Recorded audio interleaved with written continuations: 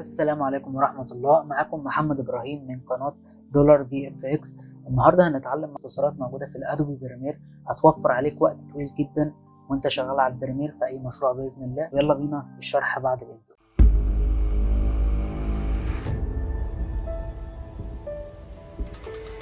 هنبتدي نشرح الطرق اليدوية اللي احنا بنستخدمها والاختصارات بتاعتها ازاي هتوفر علينا وقت طويل. كمثال مثلا لو معانا اللاير ده واحنا حابين نحط اللاير بتاعنا ده سواء انترو او اي فيديو حابين نحطه في بداية الفيديو، فطبيعي احنا لو اخدناه وحطيناه كده هيقص منه وهياخد منه طبعا جزء احنا مش عايزين كده. طبيعي ان احنا المفروض اللي بنعمله هو ان احنا بنرجع اللاير ده ورا وبناخد اللاير بتاعنا وبنقرب تاني اللاير كده.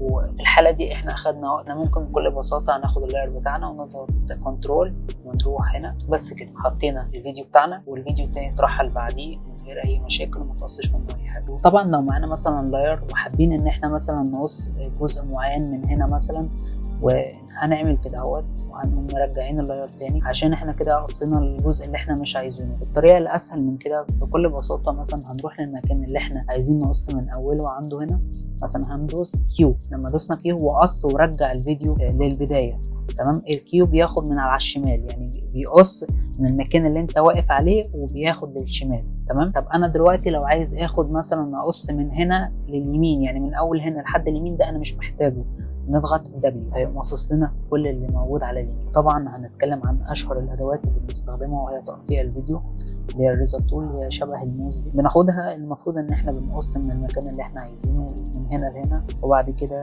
بنروح كان ده بنمسحه تمام وبنضغط ديليت عشان نقرب ونشيل المسافات اللي موجوده. عن طريق الاختصار طبعا مش هنعمل كل الكلام ده ومش هنروح للاداه بنفسنا، لا احنا عندنا في اختصار الكنترول كي تمام، بيقص زي ما انت عايز كنترول كي وتقص للمكان اللي انت عايز. وهنيجي عند اللاير اللي احنا قصيناه مش محتاجينه وهنضغط شيفت ديليت، الفراغ اللي كان موجود مسحناه. طبعا ما تروحش يعني للكنترول اللي على الشمال والكي على اليمين وتلعب باليه الكنترول اللي موجود قريب منه طبعا هو اللي انت هتستخدمه. عندنا طبعا الان والاوت. لو احنا مثلا عايزين نعرض جزء معين موجود في الفيديو بنختار مثلا احنا عايزين من هنا لحد هنا تمام، بنعمل ان واوت بحيث ان احنا نعرض الجزء ده. باختصار الان والاوت على الكيبورد في الاي نعمل الان والاوت بنعمل بالاو. ولو عايزين نشغل طبعا الفيديو في المكان ده بس لو عملنا كده اهوت هيشغل من بره الان والاوت، لو دوسنا انتر يشغل جوه الان والاوت بس تمام. وطبعا لو عايزين نعمل ريندر للمكان ده لو هو مش معمول له ريندر بحيث ان هو يتعرض بدون تقطيع نروح على السيكونس وبعد كده بنعمل ريندر انتو اوت تمام. واحنا ممكن نعمله الاختصار بتاعه، يعني انا مخلي الاختصار شيفت انتر. طبعا احنا لو محتاجين نعدل على الاختصارات بنروح على ايديت ونروح على الكيبورد شورت كاتس، نقدر نعرف عن طريقه الاختصارات اللي موجوده عندنا في البرنامج وبنقدر نغيرها بكل سهوله. طبعا هنلاقي هنا عندنا الاختصارات زي ما هي موجوده، المارك ان والمارك اوت تمام. هنقدر نعرف السبيس بتعمل ايه، عندنا الزوم مثلا من زد.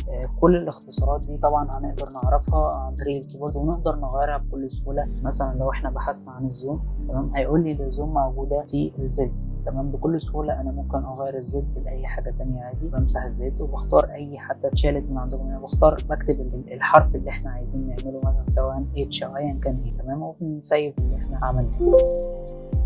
طبعا بكل سهوله لو احنا مثلا موجودين على لاير واحد ودوسنا اكس بيعمل لنا ان واوت لوحده اوتوماتيك. ولو مثلا عندنا اللاير ده متجزأ لكذا لاير متقطعين مثلا وعايزين نعمل على اللاير ده بنقف عليه بنضغط اكس هو اوتوماتيك بيعمل لنا ان واوت عليه. طبعا احنا لو عايزين نحذف الان والاوت اللي احنا عاملينها طبيعي ان احنا بنضغط كليك يمين وبنروح على كلير اند اوت. الاختصار بتاع الكيبورد كنترول شيفت اي كنترول شيفت او بيشيل لنا الان والاوت اللي موجودين عندنا في اللاير بتاعنا. هنتكلم برضو عن اختصار جميل جدا وهو ان احنا لو مثلا عندنا اللاير ده وفي كذا لاير وراه متجزئين مش لاير واحد بيتحرك مع بعضه، فاحنا مثلا لو عايزين نرحل دول ورا شويه او نرجعهم ورا فطبيعي ان احنا بنروح نعمل عليهم سيلكت كلهم وبعد كده بنرجعهم ورا. وفي طبعا اداة اسهل من كده بكتير عن طريق حرف الاي افتح معانا الاداة دي، بنروح عند اللاير من اوله هنا احنا عايزين نرحل من اوله هنا نضغط كليك وبنرجع بيرجع كله مع بعض. دلوقتي لو احنا طلعنا اللاير ده فوق ورحنا على اللاير اللي بعده طلعنا فوق،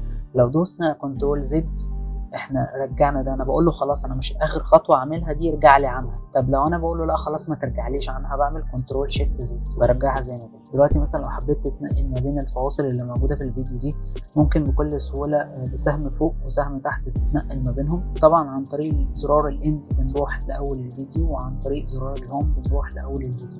هنيجي برضو على اختصار لذيذ جدا. انا لو عايز اعمل ريفيو مثلا للفيديو بتاعي او اتفرج عليه، طبعا هنا عندي شاشه صغيره بمنتهى السهوله بضغط هنا كليك، كمان بتلاقيه عمل سيلكت على الفيديو. بعمل حرف الدال من الكيبورد بيفتح معايا طبعا زي ما انتم شايفين كده الفيديو كامل، بحيث ان انا اقدر اتفرج على الفيديو زي ما انا عايز. وكده يكون شرح الفيديو النهارده انتهى لأهم اختصارات ادوبي بريمير. يا رب تكونوا استفدتوا، ان شاء الله نتقابل في فيديو قادم.